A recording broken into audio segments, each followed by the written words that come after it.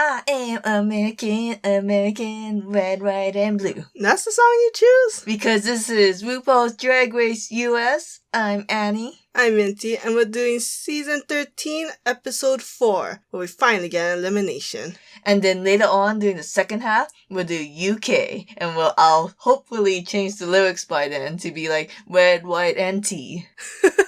And this is FunUntitled, where we serve every podcast with an FU. I've always thought, we should meet the queens. We should, do what everything Season 13 was doing. But having 3 weeks of no elimination was a little weird for me. It made this first queen going home, which we won't spoil to the end, kind of more sad. Yeah, but I kind of knew. I was coddled.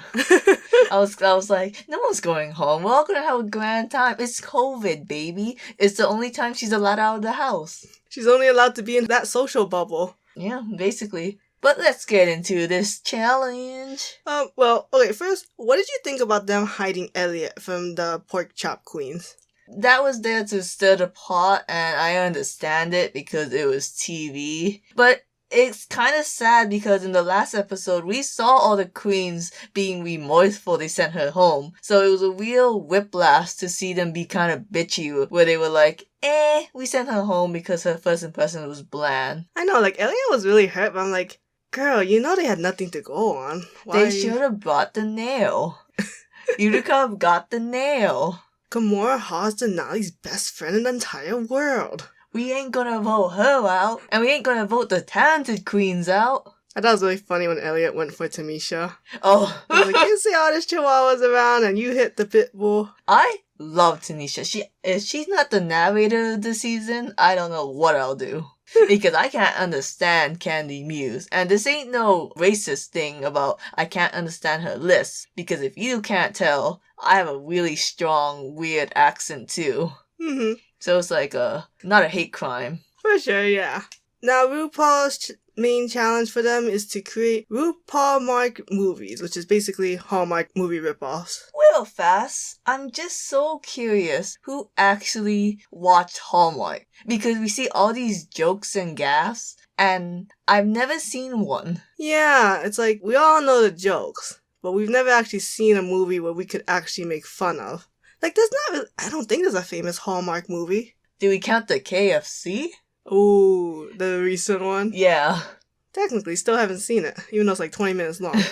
But that's a famous one I can name. That's true. I think Hallmark did Gone Girl. What's Gone Girl? Gone Girl is this one where Neil Patrick Harris was in it, where basically this woman, she was in an unhappy marriage, so she staged her own death and tried to pin it on the husband, and a lot of shenanigans ensued. It's a very serious drama. I shouldn't have said shenanigans. It feels like Double Jeopardy, in an opposite sense. I don't remember, don't quote me on this, because I only seen the CinemaSin version, but I think they get back together because she turns out to be pregnant. Oh, that's not a good plot. But you know what? Par for the 80s. Or whatever came out. Hey, all these movies that these girls did must have been better than Gone Girl. So we had the Valentine's Day, Misery Loves Company.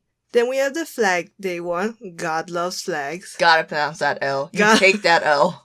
Gotta pronounce that L in flags. And then the April Fool's Day, April Fool's Russian. I like that title. That's like... I just got it. The way you pronounce, I just got it. Oh my goodness. Let's just talk maybe a little bit about each group in the rehearsal. Valentine's Day one had Denali, Elliot, Kimora, and Olivia. Denali and Olivia should have switched. Oh, you think so? Olivia had that old granny feel, but... Because Olivia did great in her role, and Denali clearly struggled. To be fair, Olivia had only 5 lines to study, to memorize, and Denali had to memorize the whole script. Yeah, but Olivia nailed all hers. Denali did not nail any of them. But if you're only rehearsing 3 lines... That's true. Oh my god, Kimora. Okay, I feel bad because I think as the tree, it would be hard, but she had all the puns to be in her arsenal to do well. Yeah. It's find the pun word and emphasize it. How hard is that? Okay, without thinking about it, say that line that Kimora had trouble with. I want to see if you can do it. I was rooting for us. Yeah. It's basically the same thing. It's what Kimora couldn't do. She kept emphasizing us. Yeah, or like just keeping everything in the same level. Yeah. And it's like, I'll be like, my bark is worse than my bite. Like, you don't emphasize the bite. Yeah. It's the pun. I was rooting for us. Oh, yeah. It's just kind of like you can't even think about the us. I will admit, Elliot's performance was Elliot didn't really she was a dumb bimbo. She didn't deserve the hate that she got at the end of the episode. Oh, the untalk. Yeah, but she wasn't bad. There's a difference between doing bad and sticking to your lane. Yeah, that's true. Moving on to the flag group, which was Lala Ree, Rose, Simone, and Utica. Real fast, how did Lala Ree not end up on the bottom? I have a conspiracy theory. They made Denali fight against Kimura Hall. They wanted to see Denali dance again. I thought you were going to say it's because they wanted the drama for these two queens because they're clearly friends and from Chicago. That's true. Because they do that a lot. Ever since Brooklyn Heights had to fight Vanjie, these lipsticks are rigged. Yes, that is something where they know how to like bend the rules. Yes. Yeah, Lala Ree should have definitely been on the bottom. I didn't even like her runway look, which we'll get into later. She was so just terrible, like, it wasn't even sticking to your lane, it was just delivering all your lines flat. Yeah, which was weird because her performance in the last one, when she Congratulation was great. I think there's a lot of disconnect because we get to see the practice. We got to see all the bad takes that Candy Muse couldn't see. Oh. So Candy Muse saw the best scenes. That's true, yeah. And kind of, I don't know if this is fair or not, but clearly they considered how the girls was doing practice, if they was prepared, how much direction they needed. True, but sometimes you can tell from performance, like all that background stuff. Like, Rosé and Simone killed it. Oh my god. I like to think Rosé, if she had a better one-way look, she had a better chance against Simone. I don't know, it's hard to beat that cultural reference. It's really sad because, I'm just gonna digress a little, Denali kind of did a cultural reference, but it went over all the judges' heads. I know what Denali was saying, it was like a Mexican god, I can't pronounce that. I know the god, the Q one. It's racist if we try. The snake of life. But the dress itself wasn't very Mexican. I thought, to me, it looked very much like a Las Vegas showgirl look. It reminded me of I don't know, it's like those performance in Mexico when they have that kind of outfit with the giant feathers. I think that's what the Vegas look is based off of. Utica? Okay, when she was talking to RuPaul laughed forever. The edits this episode was really shady. But the Utica edit was really long. That was funny, but yeah, it took you a while to get. Because Utica's like the sweet church girl, right? Oh yeah, I forgot she was the Seventh-day Advocate. Yeah, but she's hanging out with Mary Jane in the backyard or something, you know? Yeah. And her performance was okay. She couldn't remember her lines, and it always confused me when they do takes and it doesn't make the final cut. Like, where was where's my bong? Yeah, that was weird. Although, props to Lala Ree for trying to help Utica. Oh, true. Like, damn, Lala Ree, you memorized your own lines and someone else's? Hey, I mean, it's just one line, right? Mm. Then the April's Food Rush In was Gottmik, Joey J, Candy Muse, Timmy Mon, and Tina Burner. Oh my god, they didn't show any of Tina in the rehearsal because they know she had it. We know she had it. Tina didn't... Okay, don't get me wrong. Tina acted well. She didn't really shine. That's the reason why she was safe. Yeah. And Rosé was high for her acting. I just kind of wonder why, because the acting seemed to be on the same par. Maybe just because Rosé had a funnier role as the gnome. Naomi. Gnome. You get the pun? Was that gnome called Naomi? Yeah. Oh, every time you say Naomi, I just think of Naomi Smalls, and I leave I astral project into the next realm. All of a sudden you see like all her like best lip syncs from like All Stars 4. Okay, this is something I cannot articulate. Candy Muse being herself should not be considered acting. I think it's just the fact that she was able to bring it. I guess it's kind of like, I'm going to drag UK into this a little, how Lawrence Chaney is really charismatic, but he can't bring it into acting. Yeah. So I guess that's what a skill is. So yeah, like, and also like overcoming nerve. Like when she got lost in the Congratulation performance, she like totally was like deers in a headlight, right? That's true. But this time she was like, she got it, she's ready.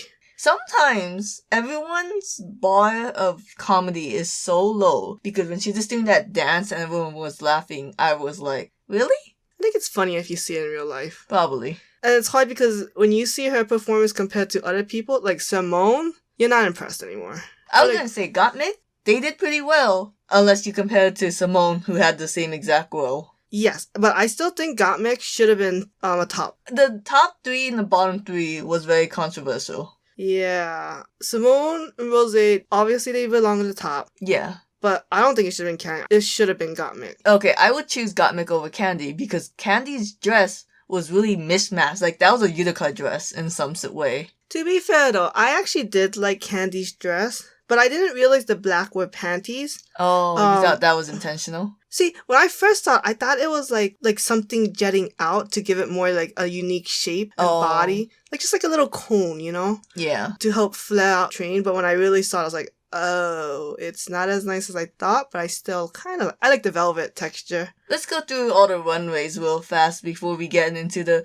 drama. Yeah, we talked about Denali's bird outfit. I thought it was nice. You was like, eh. No, because compare that to, I don't know if you remember Alexis Mateo, yeah, in All Stars 5, when she did her variety show and she had the orange showgirl. Oh, yeah. And that was like feathers up and about, and it's just like she looked like a whole circle of decorations. Oh, yeah. While the Denali one was like, there's a mullet and a train and no circles, very like flat in a sense. It was ostrich feathers. You don't like feathers. I don't mind bird looks. Yeah. Especially when it's like this, but I still didn't care for this look. Look, you saw Courtney's cock angels look, and then everyone ruined you. Yeah, maybe. Then Elliot, I did like Elliot's look, so she had like this white suit, which was kind of, not lacy, but it had like strips of like cloth. It was kind of like BDSM a little. Like if I had to combine lace and BDSM. In a sense, yes. It's the best way I could describe it. Yeah. Very anime. I liked it. I really liked it. I really liked it. And it was too. very like tomboyish or androgynous. It was a great non-binary wedding dress. Yeah.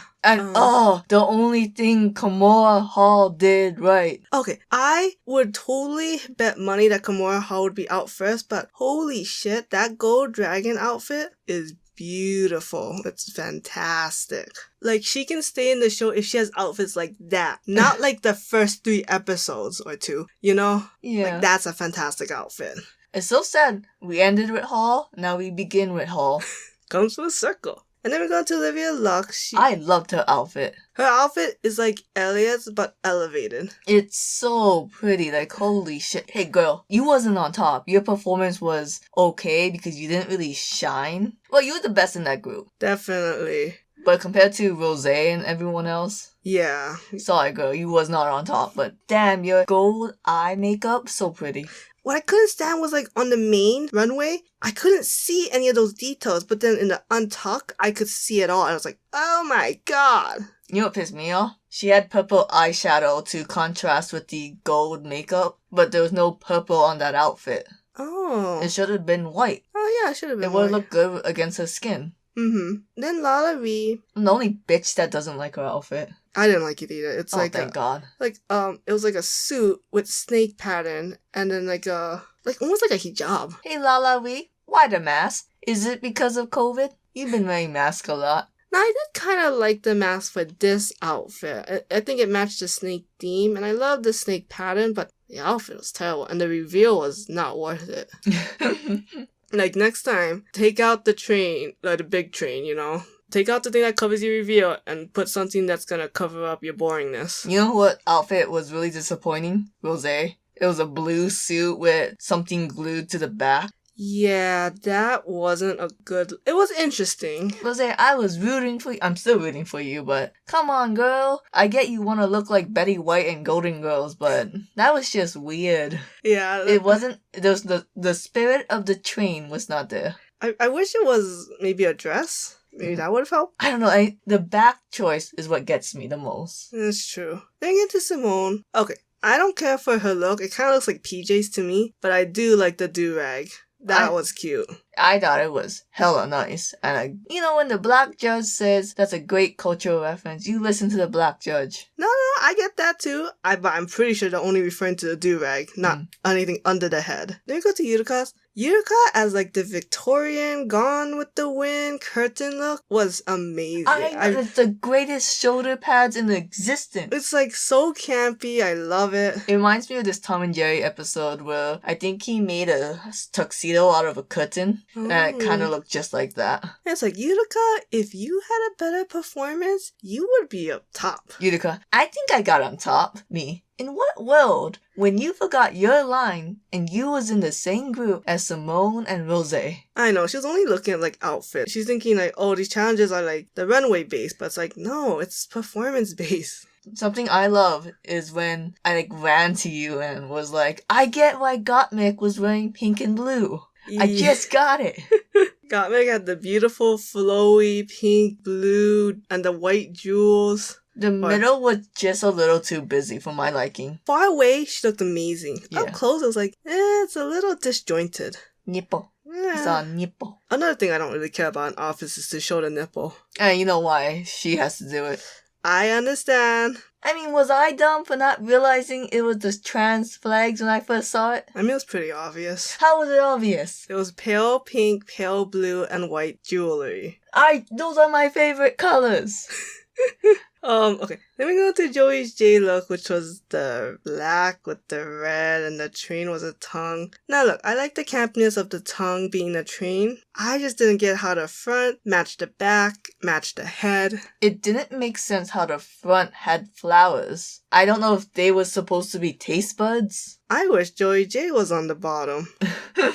Because her performance was bland, and her outfit made no sense. It was like, I don't know if you remember, but Alyssa Edwards is known for having one of the worst outfits because she had like an outfit with 3 different fabrics. Oh. This is Joey J's Alyssa Edwards' worst outfit. That was the camel one? Maybe. I think it might be something else. Okay. There was one season, this queen, she had to make an apocalypse look, and she had the ugliest outfit I've ever seen. It's hard when you're making things out of trash or like Goodwill stuff. Maybe those we had to give slack to. Maybe. We already talked about Candy. I kind of liked it. There could have been more done. Candy's outfits aren't big enough. Like, I don't know if it's like, oh, I'm a big girl, so I don't gotta go big. It's like, you should still go big with your outfits. I wish they explained why her first outfit wouldn't work. Oh, yeah. And what did they do? I can't believe Candy, Tina Burner, and Gottmik are friends. Like, I'm sure Candy Muse has a great personality off screen. I'm sure everyone would like to kiki with her. She's so annoying on screen, but... Yeah. Then Tamisha Iman came out with the pink suit, and her train was attached to like a tutu around the waist, and I was like, this outfit cute, but I don't like. This outfit kind of basic. Yeah, like your other outfits were like fantastic, but this one was like, it's okay. And as people who don't know who Cher is, we can only base you off your outfit. Real quick, I do want to admit that Iman kind of got a short stick in the acting because you know they love Cher, they're always going to want you to just do Cher. So I can understand why she felt like she didn't really get to do much or do well because like all you're doing is going, whoa. Yeah. Which is dumb in my perspective, but probably because I don't really know Cher. God, I can't even name you one song Cher sang. RuPaul, name 5 of Cher's songs. Me. Time After Time? Was that Cher? I guess so. Yeah. Time after time. When you fall, I will catch you. That one? Yeah. Cool. And then Believe. Do you believe? Why did Jack McFarlane from Will and Grace not sing Time After Time more? Copyright. Okay. And then, oh my god, Tina Burner being a train conductor with her train being the railroad tracks. Okay, that's campy. That's camp. That's super campy. Love you, Tina Burner. I'm so glad whenever you branch out from the yellow and orange. Oh, it's so cute. Tops. You have your bottoms. We don't agree. But basically, Simone wins. That's an obvious. Yeah, Simone wins. She killed it. And then Candy Muse and Rose is on the top with her, even though we don't agree with Candy Muse. Should have been Gottmik. And then the bottom, Denali, Kimora Hall, and Lalaurie. Who would you rather see on the bottom? Lalaurie or Joey J? Whew. To be fair though, I don't actually think Denali should have been this bottom, but maybe because she took on a main role she had and failed it, she's just on the bottom. I think Joey J should have been on the bottom. Her outfit wasn't that great, and the grandmother role was just garbage. Yeah, I kind of think Kimura Hall should have maybe lip-synced against Joey J. I was really hoping one of the girls from Team A would have been on the bottom and lost. Oh, so they don't have the nose so high? Yeah. Yeah. So Denali ends up lip-syncing against Kimura Hall to 100% Pure Love. That is gonna be one of my most favorite lip syncs of all times. Cause 1, Denali was an amazing dancer, and 2, Kimura had an amazing dress. Oh man, no one can beat Brooklyn Heights versus Evie Oddly. But damn, Denali could give Brooklyn Heights her run for her money. If Denali could go up against Brooklyn Heights in All-Stars, let's say 7, that's gonna be fantastic. And it can't be like a finals thing. It has to be like oh, you could go home if you don't do this. Which actually doesn't happen in All-Stars, but still. It was. Denali's timing and the way all her dance moves being hyper-specific to the lyrics never misses. Always on beat. Oh my god. I love it so much. And Denali has a YouTube channel, and I love watching her videos. So sad for Kimura Hall. Never had a chance in that dress. She looks stunning, though. She looks stunning, but no way she could move. Because, you know how sometimes queens, they dance in an outfit they can't move in, so they whip off the dress? Yeah. You ain't whipping that dress. Oh, no, yeah. You might as well just be standing still looking pretty than stripping naked and trying to go against that. I thought what was interesting, I did not know Denali and Rose were so close. Yeah, okay, the untuck. Yeah. Revealed a lot. Revealed a hell a lot. I was surprised at the moment when Candy left with Simone, Utica, and Joey J to shit talk about Elliot with 2 T's. Because why wasn't it the Kiki group? Yeah, why did they separate at that point? I don't know, maybe they got different protocols because of COVID. Oh. And I was surprised Rose or Tina brought up the fact that Rose did better in this acting challenge. Maybe it's just because they both did well, so I was like, there's nothing really to compare and contrast. Maybe it's like a hidden rivalry they don't want the cameras to see. Yeah, it's like, you guys are like too mature for this. Where's my Alyssa Edwards versus Coco Montrese drama?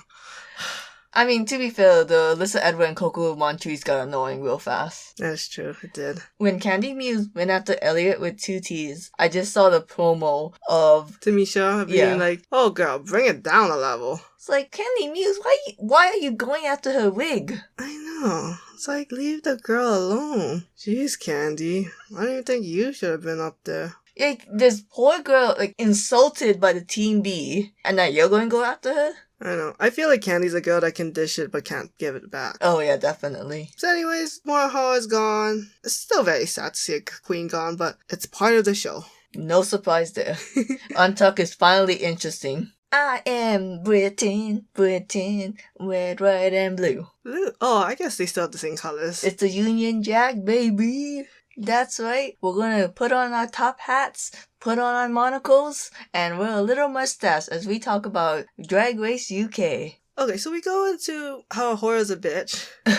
And she really attacked Tia Coffee. To be fair, that name, what do you expect? Ahura. That sounds like a bitch name. I guess, but I was like, jeez, girl. Think you're so good? What did she say about Tia Coffee again? I don't remember. Right? Like, we just knew it was bitchy, and she said a lot of bitchy things. Yeah, because she says bitchy things throughout the whole episode. I mean, that's why she got Secretary of Shade. Who was worse, Ahura or Cherry Valentine? Ooh, I think Ahura, because I think Cherry was just confident against Veronica, but Ahora's just mean.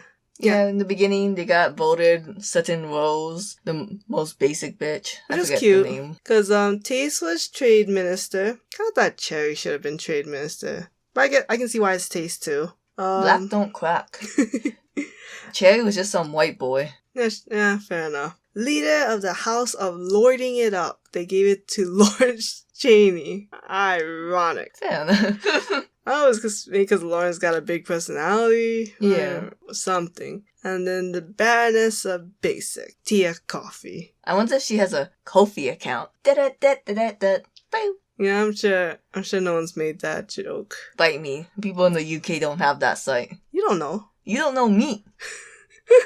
So Tia Coffee got the role of assigning the roles to the Rats, the Rusical, live. I guess she did the nice thing of giving queens the best role. I haven't seen a queen lately who's done it where they tried to ruin someone. It's hard because we talked about this before, where when you're on Drag Race, if you're not confident you can win first, you better win fan favorite. Yeah. I mean, because you really gotta play the long game as well as the short game. I think All-Star was the last time I saw someone give out bad roles. Do you remember I think it was Alaska. I could be completely wrong.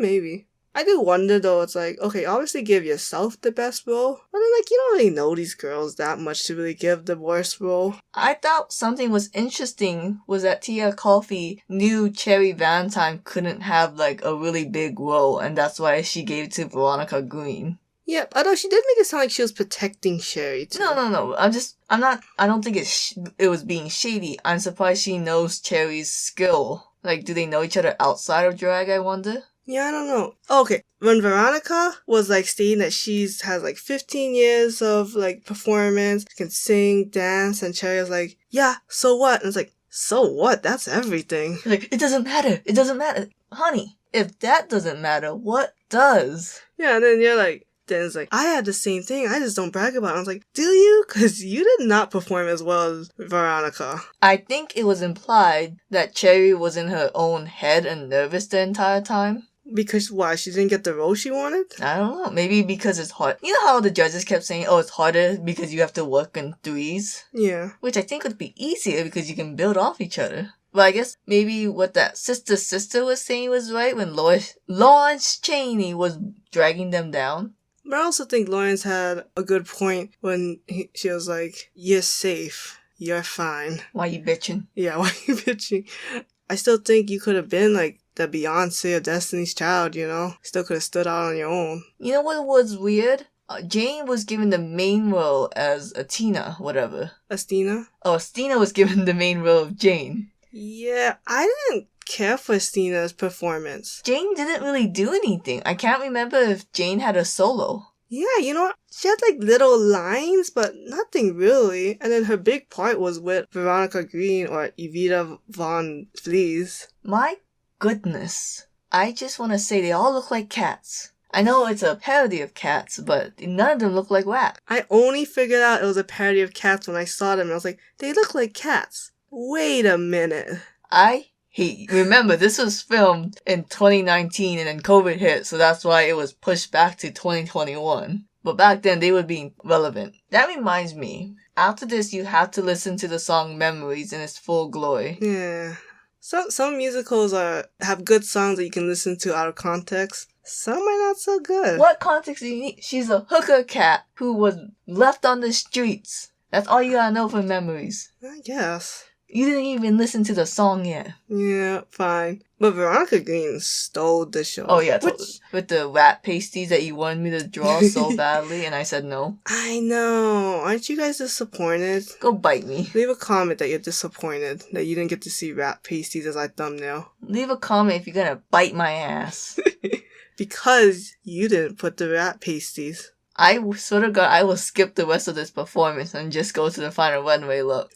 Yeah, I don't even want to really go into everyone's performance because I thought everyone did fantastic, especially like Taste. But I guess they did bad because not many people got good critiques. Yeah. Like, it was obvious Veronica Green won because everyone else was just really nervous. I guess because it's different singing live and lip syncing. No, for sure it is. Oh, they did like Tia Kofi's. That nerd can perform. Oh, yeah. I like the ear. That's like a classic rat mutation experiment gone wrong trope. Yeah, I wonder... I'm guessing it's based off something weird, but all I can think about is growing a dick in South Park. Oh my god. So funny. Let's get to the runway real quick. Theme was surprise, surprise. At first, I thought it was going to be reveals, but then Ahoy came out looking like a magician, so I was like, oh, maybe it's just legit, surprise, surprise. That'd be cute if it was magic themed. Give me a magic theme. It'd be so effing cool. Now I'm upset. Yeah. But I guess it'd also be very hard. Who's the bitch in season 2? I say bitch in a loving way, not derogatory. Who sang Let It Go against Aiden Zane? Britta. We could have that, with, the sparkers all over the runway. Yeah, true. Was Britta also the one with the bubble gun? That I don't remember. Oh well. Yeah. More props. Yeah. Oh my god, that should be one for just props. Oh.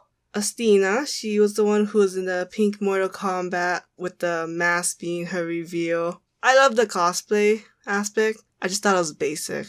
Yeah, I think you should have worn boobs. I think you should drag it up. Yeah. Either boobs, bedazzle, hair, anything. Yeah, because Welcome Sakura knew how to jazz up cosplay. Yeah, except for Sailor Moon one. I thought that one could have done more. And also this one person, I forget who did this, she did a drag cosplay of Daphne, and she did a great job dragging it up. That was Gigi Good. I thought that could have been done more actually too. Gigi Good was always a confusing queen because I didn't know she was campy until the final round. Oh, yeah, she's if you need to know the definition of camp, you really look toward Gigi Good. Campy and fashiony. So that look was okay. Then we go to Veronica Green, who was like the 50 mom, turned into a robot. And I thought it was just cool because I just thought of Smart House. Reminded me of the game Fallout. Oh. I forget what the premise was, but basically German won World War I, so everything's set in the 50s, but they reach a lot of technology advances. So even though they have the 50s vibes, they have like guns that shoots out lasers. It was steampunk. Shut the fuck up. That's literally what steampunk is. Can we swear here? Because I will leave. Then we go to Ginny Lemon, who was in like the 60s, flower, hippy dippy, and her surprise was the booty. When she sat on the leather couch inside the break room, I wonder how that felt. That's so good on that ass. I hope she put a sock over his wanger. Well, I mean, I'm pretty sure they're still tucked. Oh, you think so? Maybe? Because if Trinity the Tuck taught me anything, you wear that little underwear. Nah, I don't know. And you didn't see any tape. That's how good the tuck was. It got sucked in the butthole? Yeah, I guess so. Do you think Lemon should have left it all like bare and hairy, or they should have put like makeup on it to make it look like a clean, nice ass? I think she should have put a sticker on it. Oh, that would have been funny. Just put like a little cute accessory. Yeah, or like just like a happy face emoji. Yeah. Yeah, that would be cool. Then we get to Bimini Bon Boulash, who was doing the black balloons, which didn't work out too well. Found out via social media it was supposed to be a reveal of like a trans flag. It was also supposed to be a gender reveal, I guess. A different from Cherry Valentine's one. Yeah. I am surprised Bimini's one wasn't on the bottom just for that terrible look. Yeah. If the execution hit, it would have been great. Yeah, but the paint stuck to all the balloons. Yeah, I don't know. Did it get old? Did it dry out? See, my problem is it wasn't a pretty outfit despite the balloon. Bitch really came out in just a corset and a really weird wig. I understand, but they were trying to do art on this runway. You know, being all fancy or whatever. Get your shit together, vegan. And then we did talk a little about Ahura, who came out in a Lincoln suit and then became a bride. Wasn't that a groom's look? And RuPaul just thought it was Lincoln? It looked like Lincoln. With just a top hat. How many people have a top hat during their Everyone wedding? in Britain. Oh, maybe. Yes, Erin Hansen had one. He was in Japan, though. He wasn't in Japan. He was in Japan when he got married. I did not. Everyone flew to Japan? Yeah, I guess. That's crazy. Scat rat. Yeah, it was okay. I'm sorry, Taste. Oh my god, that was a terrible look.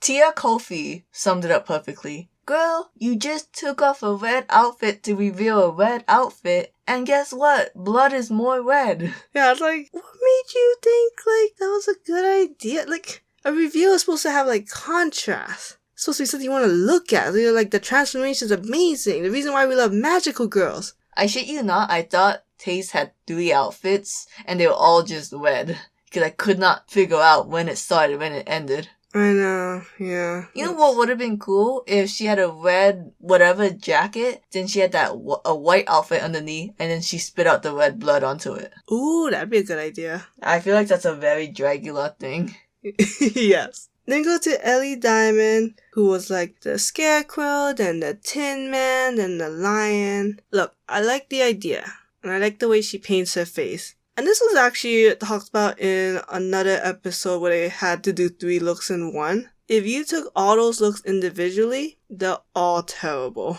Oh. It's like super basic. I was going to say they were all the same. Yes, they were all the same too. And so that's why I don't think this look overall really works. You know how sometimes there's Pokemon where you know they exist if someone reminded you, but if you tried to recall it off the top of your head, you would be like, I can't remember, I'm blanking. That's Ellie Diamond. I always forget she exists. No, you know who's forgettable? Who? Sister. Oh. Sister. She's just like the runt of the litter. The one that you just want gone. I mean, she had that little fancy yellow dress that turned into the complete tattoo fetish gear. Which, like, for sure is forgettable. I mean, she was the star of Pink Beautiful Trauma music video. That music video was cute. Her outfits were just like, how the hell did you get on this show? Okay, wait. Sister's reveal look kind of reminds me of Lawrence Chaney because it was a really baggy outfit in the beginning and then it went into like a dress. I guess? I'm sorry, I shouldn't have said dress. I should have said unimpressed reveal. You had a tarp and then it was just unimaginative at the end. You like Lawrence Chaney's look? I thought because it wasn't a nice silhouette compared to her last week's look. True. And I get why, it's because, you had to have the whole magical girl thing. I think one of the judges said that. On its own, the reveal wasn't that great. You could see it a mile away. But compared to the other girls, it was fantastic. And then Cherry had the yellow polka dot big cupcake dress and went into like a pregnant woman gender reveal dress. Okay. Did you saw it was going to be pregnancy? I did not see that coming. Maybe it's different if you see it IRL because you see it from a different perspective. Maybe there's like a British reference that's clearly in there. Like, maybe she went like from like the bun maker because she was a cupcake and then it went to like an actual pregnancy, which bun in an oven is also a euphemism for it. But overall, I was like, I don't get it. When I first saw it, I thought it was interesting and then she took it off and I was like, oh, you just had 2 pillows. It was honestly just 2 pillows. It was like, okay, I don't know what the idea behind this was, but alright. And then the last and one of the worst, Tia Coffee's, went from that, what they called a letter daddy, which I was like, you guys like it just because it's different. Sexy. I don't know. I mean, it's really weird. It was ugly. Yeah. No matter what you say, it's ugly. And then went to like a red prom dress, and I will admit that dress was super basic. That's why she won the award. Bareness of basic. I like the dress on its own, not in a drag competition. I mean, sure, yeah, we could like all these dresses on its own on the streets. I don't know. Maybe not the letter daddy one, but still. So there wasn't even like a top 3. Veronica was just top 1. Yeah, she was just top. Everyone else was like, you did well in one part, but not the other. So the bottom was Taste and Cherry Valentine. I don't know if it should have necessarily been these two. I thought Taste did great in her performance. I thought Ellie Diamond was okay. If you had to choose one girl to be on the bottom that was safe, who would it be?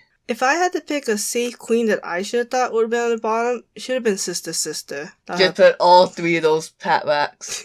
Yes. I mean, not Lawrence. I kind of liked that. I thought that they had like a funny scene, Yeah. Like, what am I supposed to do with this? That was funny. I thought Ginny Lemon. I get the 2 confused because they're both kind of yellow. Oh, really? I thought Ginny Lemon was pretty good. I didn't care for her. But anyway, so they lip synced to Memories, which apparently is from the Cat musical or movie.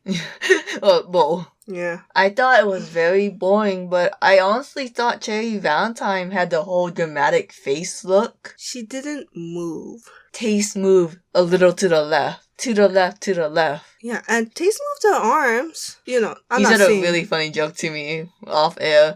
Yeah, every step she took, that was 1 point above Cherry Valentine's. Who was no better than Charlie. Oh my god. Sorry, I'm not gonna talk about that season 9 lip sync. Go Google it. Charlie versus Trinity Taylor. That's the name she was going at that time. Oh, damn. But yeah, I wish there was a little bit more hand movement. When all the queens in the back started crying, I was like, you just really like the musical? Because I know this performance didn't move you. Maybe they were sad at Cherry Valentine and Taste's performance. How pathetic. Yep. Yeah. Taste is so sexy though. That's why she got trade minister. No, for sure, but I'd like to see more wigs from Taste. Fair enough. I feel like she just got her black wig and bleached it to be blonde. Thanks for hanging out with us to talk about RuPaul's Drag Race, Season 13, Episode 4, and UK... Season 2. UK Season 2. Episode 2. Episode 2. And then we're gonna try work on saying the same thing at the same time now. Oh, is that what you would do? Yes. Okay. Bye. Okay, thanks.